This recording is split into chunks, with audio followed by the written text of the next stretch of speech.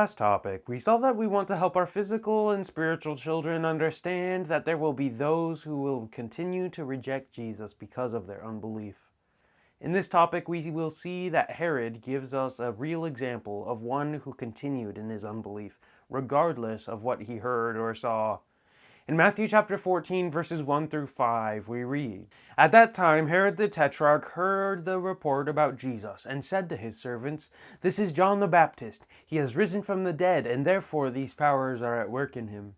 For Herod had laid hold of John, and bound him, and put him in prison for the sake of Herodias, his brother Philip's wife, because John had said to him, 'It is not lawful for you to have her.' And although he wanted to put him to death, he feared the multitude because they counted him as a prophet." In these verses, we see a good example of how guilt affects a person who has committed sin. Herod heard about the ministry of Jesus and immediately thought John the Baptist had risen from the dead. We will see how that guilt affected him each time he heard about Jesus. As soon as Herod began hearing about the preaching and miracles of Jesus, his first thought was that John the Baptist had risen from the dead. This was due to the fact that Herod had murdered John. Every time he heard about Jesus, it made him wonder if John had risen from the dead. He also wanted to see Jesus perform miracles in front of him. As a result, he'd had a great desire to see Jesus for a long time. Luke 23 verse 8 says, "Now when Herod saw Jesus, he was exceedingly glad, for he had desired for a long time to see him, because he had heard many things about him, and he hoped to see some miracle done by him." We see that the first way that Herod was affected by the fact that he had killed John the Baptist was that his life was controlled by guilt. Second, we see that Herod was living a life that caused shame. Herodias was the daughter of Aristobulus, the son of Herod the Great. Herod and Philip were half-brothers of Aristobulus, which meant that both Herod and Philip were uncles of Herodias. This meant that in addition to taking the wife of his brother, Herod was also committing incest with his niece. Mark 6:20 says, "For Herod feared John, knowing that he was a just and holy man, and he protected him. And when he heard him, he did many things, and heard him gladly." The fact that Herod did many things to protect John from Herodias showed that Herod knew that Herodias also hated John. He was controlled by shame for his lifestyle because he was living both in incest and had taken the wife of his brother. He knew that John was a just and holy man and knew that the things John said to him were right, but he was unwilling to change because of his own desire, so his life had become controlled by shame. Third, this same verse says that Herod feared John. This makes it clear that his life was also controlled by fear, and so his actions were based on fear. These three things, fear, guilt, and shame, completely controlled his life. We see that these same three things controlled Adam when he sinned. Genesis 3 verse 10 says, "So he said, 'I heard your voice in the garden, and I was afraid because I was naked and I hid myself.'" I was afraid, or had fear. I was naked, or experienced shame. I hid myself, or felt guilt. These are the three changes that happened to Adam within his spirit when he sinned. These same three things now completely controlled the spirit of Herod. Every time he thought about John, these three things took complete control of him. That was why his first reaction, every time he heard about Jesus, was to think John had risen from the dead. That was why he was so anxious to see Jesus. The fear of Herod was not of John. He wanted to put John to death because he did not like to be reminded of his sin. At the same time, Herodias had an even stronger desire to put John to death. However, these verses tell us that Herod feared the multitude. He was afraid of the people because the people considered John to be a prophet. 1 John chapter 4 verse 18 says, "There is no fear in love, but perfect love casts out fear, because fear involves torment. But he who fears has not been made perfect in love." This verse tells us that perfect love casts out fear. The opposite is also true. A lack of love causes a person to become totally controlled by fear. Here we see that Herod was living in total fear because he knew John was telling him the truth. The fact that Herod was living in total fear explains why he did what he did. Matthew chapter 14 verses 6 through 8 says, "But when Herod's birthday was celebrated, the daughter of Herodias danced before them and pleased Herod. Therefore he promised with an oath to give her whatever she might ask. So she, having been prompted by her mother, said, "Give me John the Baptist's head here on a platter."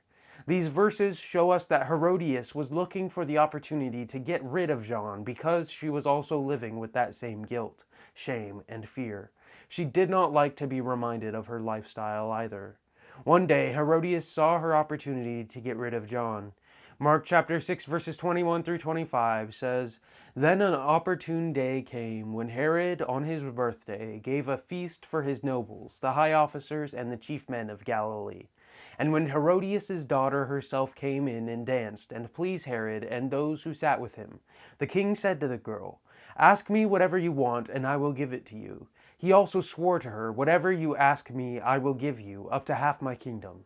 So she went out and said to her mother, 'What shall I ask?' And she said, 'The head of John the Baptist.' Immediately she came in with haste to the king and asked, saying, 'I want you to give me at once the head of John the Baptist on a platter.' Herodias had taught her daughter how to dance in a way that would please Herod and those other government officials in the region of Galilee, especially in view of the fact that they were probably also drinking. In his efforts to impress all of the other government officials, Herod promised the girl that he would give her whatever she wanted, up to half of his kingdom. This was not a true statement because Herod had no kingdom to give, as he was a governor under the authority of the Roman government and not the king of a kingdom. As a result, his words were totally designed to impress the other people who were there. The girl had no idea what to ask from Herod. That is why she went and asked her mother what she should ask Herod to give her. This was the opportunity for which Herodias had been hoping. She knew that Herod would keep his promise in his efforts to impress these other government officials because he would bring shame on himself if he broke his oath. Here we see that Herodias knew how to get what she wanted from Herod. We go on to read how Herod felt, but what he still did that day.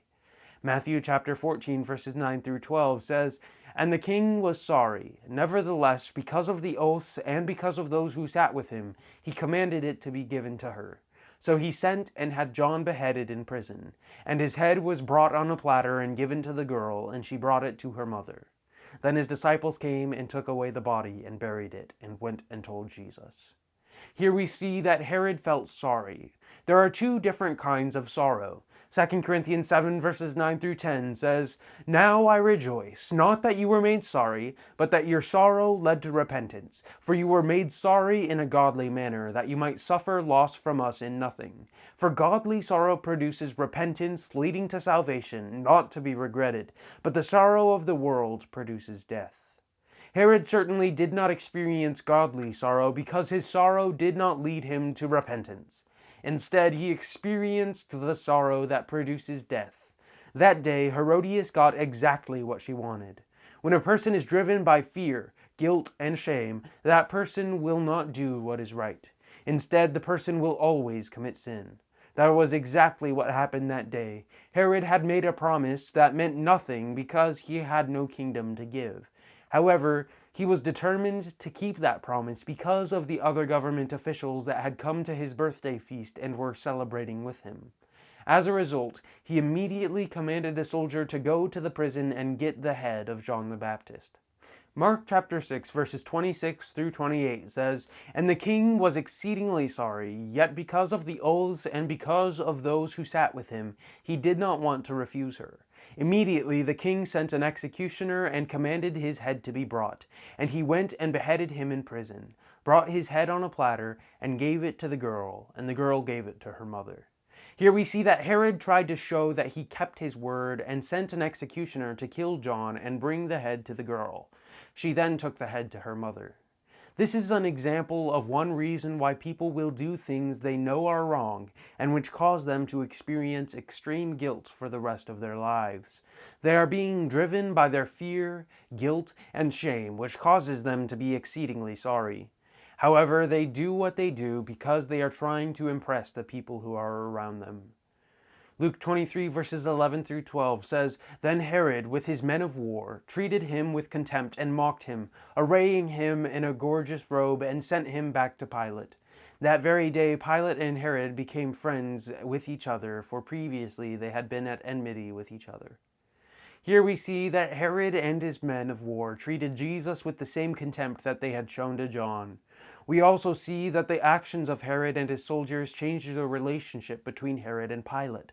Both men were acting out of total fear, guilt, and shame when they condemned Jesus to death, even though they knew that Jesus was innocent. They now became friends because they had joined together in doing evil in order to please the Jewish religious leaders. We want to help our physical and spiritual children learn to explain why people who join together to do evil will become friends.